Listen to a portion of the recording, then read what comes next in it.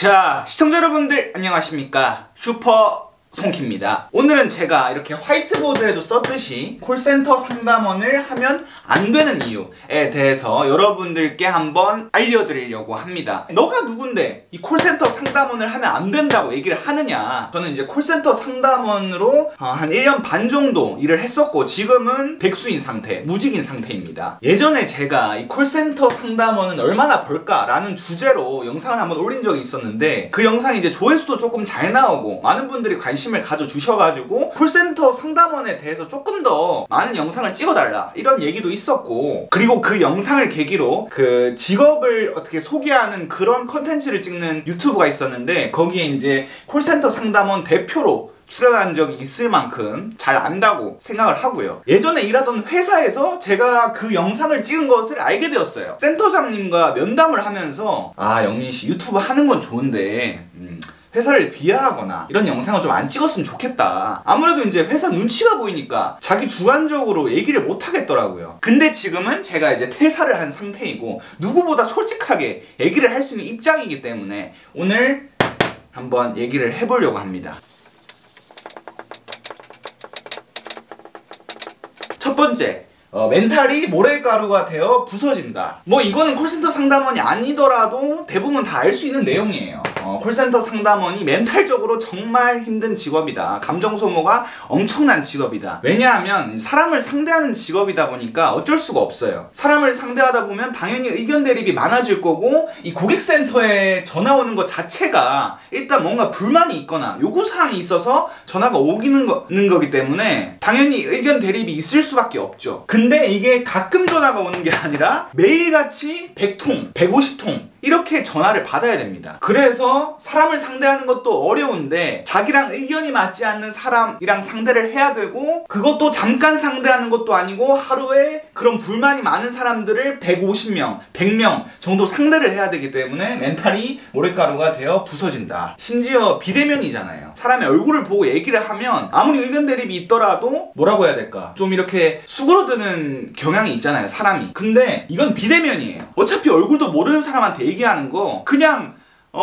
막 짓거리는 겁니다. 왜 그렇게 인터넷 악플이 무서울까요? 직접 얼굴을 보고 얘기하는 게 아니라 모르는 사람한테 악플을 다는 거기 때문에 자기 정체도 공개되지 않고, 그것처럼 이것도 상담원의 얼굴을 모르기 때문에 정말 싫은 소리, 험담, 악담 하는 고객들이 정말 많습니다. 그것 때문에 이렇게 모래가루가 되어 부서지는 거예요. 그 리그 오브 레전드 롤이라는 게임에서 챔피언 중에 한 명인 제드에 이런 대사가 있습니다.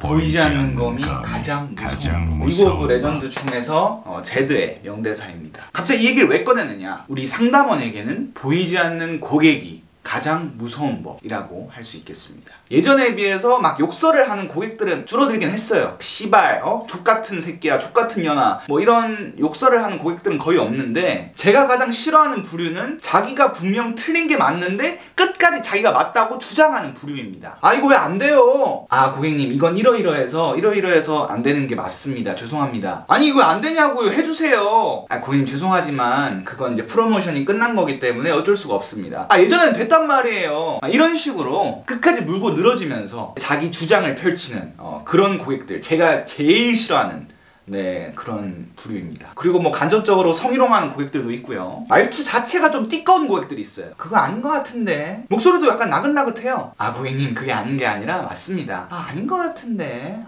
짜증나네. 상담원들 진짜 짜증나네. 이러니까 그냥 콜센터에서 상담원이나 하고 있지. 이런 식으로. 정말 듣기만 해도 짜증나죠? 가루가 돼가지고 병이 생겨서 나갈 수도 있어요. 실제로 정신병 걸려서 퇴사하신 분들도 봤습니다. 덥고 긴장돼가지고 좀 땀이 나네요. 경력이 사실상 쌓이지 않는다. 경력이 필요 없는 직업입니다. 솔직히 말해가지고 손과 발과 말만 잘할 수 있으면 누구나 될 수 있는 그런 직업이에요. 예를 들어서 A와 B라는 상담원이 있을 때 뭐 1년을 일하든 3년을 일하든 뭐 처우는 거의 비슷합니다. 월급이 조금 더 오르긴 하겠죠. 3년 일한 이 B라는 상담원이. 그러니까 오래 일한다고 해서 경력이 쌓인다 뭐 이런 베네핏은 없다고 봐야 될 것 같아요. 이 A라는 콜센터에서 일하다가 이 B라는 콜센터로 이직을 합니다. 그러면은 뭐 경력을 안 쳐줘요. 그냥 다시 그냥 일반 상담원으로 들어가는 거예요. 처음부터 1개월 차부터. 물론 이제 뭐 팀장급 정도 되면은 이쪽에서 이제 팀장급으로 갈 수는 있어요. 면접 때 조금 더 면접 합격 확률이 높아진다 뭐 이 정도만 있지, 이직한다고 해서 나는 경력이 있으니까 좀 더 다른 상담원들보다 대우를 더 많이 받겠다 이런 베네핏은 전혀 없다고 봐야 될 것 같습니다. 뭐 합격률만 높아져도 좋은 거 아니냐 뭐 이렇게 생각하실 수도 있는데, 사실상 이 콜센터 상담원이라는 직업이 면접 합격률이 상당히 높은 직업이기 때문에 아예 그 경력이 없는 상담사나 경력이 있는 상담사나 합격 확률은 비슷하다고 봐요. 거의 둘 다 붙는다고 봐야죠. 이게 제가 이렇게 사회생활 하면서 느낀 건데, 누구나 할 수 있는 일은 이 정도는 어느 정도 감수를 하셔야 된다고 생각합니다. 내가 없다고 해서 크게 타격이 있는 그런 직업이 아니잖아요. 내가 없으면 다른 그냥 신입 상담원 뽑아가지고 그 상담원 다시 키워서 쓰면 되는 겁니다. 업무가 그렇게 막 난이도가 있는 건 아니니까. 그래서 급여도 막 그렇게 높은 직종은 아닌 것도 이 이유에서 있는 것 같아요. 누구나 할 수 있는 일이기 때문에.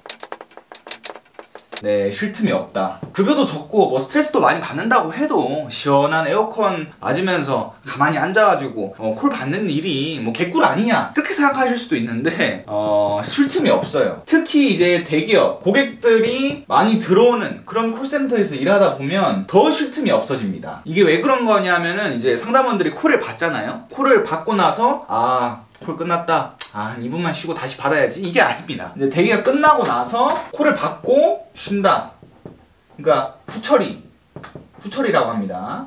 후처리한다. 이게 아니라 이제 바로 여기서 이제 대기 중 상태로 바뀌는 거예요. 이제 콜 끝나고 나서 전화 끊자마자 바로 전화가 다시 들어옵니다. 끊자마자 또 다시 전화를 받아야 되는 거예요. 뭐 한 몇 초, 뭐 30초 후처리를 잠깐 가질 수 있는데, 이것도 후처리를 잡고 있으면 눈치가 엄청 보여요. 이제 관리자분들, 팀장급 되는 분들이 돌아다니면서 후처리 푸세요! 소리를 지릅니다. 그러면은 눈치 보면서 후처리 바로 풀고 대기 중 상태로 바꿔버리면 바로 전화가 오고 계속 콜을 쉴 새 없이 받는 거죠. 제가 이제 두 군데 콜센터에서 일을 했는데, 첫 번째 일했던 A라는 콜센터는 홈쇼핑, 두 번째로 일했던 B라는 콜센터, 여기서 오래 일하진 않았지만 이제 카시어링, 여기는 그나마 이제 조금 콜이 적으니까 그래도 조금 쉴 수 있는 그런 분위기였거든요. 콜이 들어올 때까지는. 근데 이제 홈쇼핑은 전화로 무조건 이제 주문을 하거나 하는 게 많다 보니까 여기는 진짜 쉴 틈이 없었어요. 자, 마지막으로 네 번째 한번 들어가 보도록 하겠습니다. 동료들 간의 친밀도가 없습니다. 이거는 뭐 장점이 될 수도 있고 단점이 될 수도 있어요. 예를 들어서 좀 자기가 아싸다, 사람들이랑 얘기하는 것도 안 좋고 그냥 나는 혼자서 그냥 아무런 대화도 안 하고 혼자 일하고 싶다, 이러면 이게 장점이 될 수도 있겠죠. 콜센터마다 조금씩 다를 수도 있어요. 근데 이제 제가 가본 두 군데 콜센터는 거의 뭐 친밀도가 없었어요. A라는 콜센터에서 거의 1년 정도 일했었는데, 첫 번째 일한 콜센터 1년 정도 일했었는데 장난 안 치고 한 300일 일했겠죠. 쉬는 날 제외하고. 그 동료들이랑 같이 밥을 먹어본 게 한 10번 정도 되나?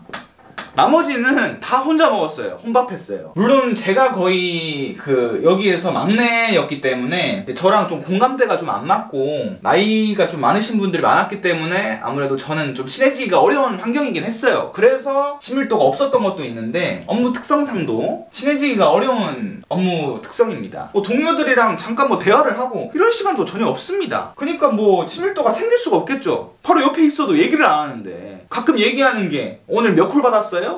저 100콜이요. 저 120콜이요. 이 얘기하는 게 다인데 어떻게 친해지겠습니까? 친해지려면 게임은 뭐 하세요? 어제 뭐 하셨어요? 이러면서 대화를 해야 되는데 이 대화가 생길 수가 없는 분위기지 않습니까? 계속해서 하루 종일 콜을 받으니까. 그래서 여기서 일하는 동안은 정말 많이 외로웠습니다. 심지어 조금 친하다고 생각한 동료 형한테 뒤통수도 세게 한번 쳐맞아가지고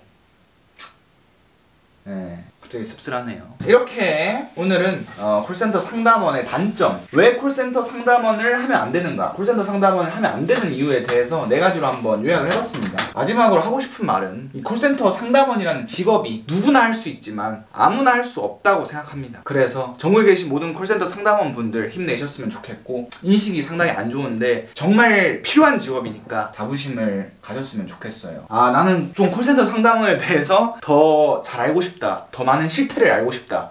우리나라 커뮤니티 중 하나인 DC 인사이드 콜센터 상담사 갤러리인가? 거기 들어가가지고 한번 글을 보시면 욕밖에 없어요. 한번 가셔서 보세요. 제가 언급을 하긴 좀 어렵네요. 여러분들 코로나 조심하시고요. 오늘도 좋은 하루가 되시길 바라면서 저는 이만 물러가도록 하겠습니다. 슈퍼 송키였습니다.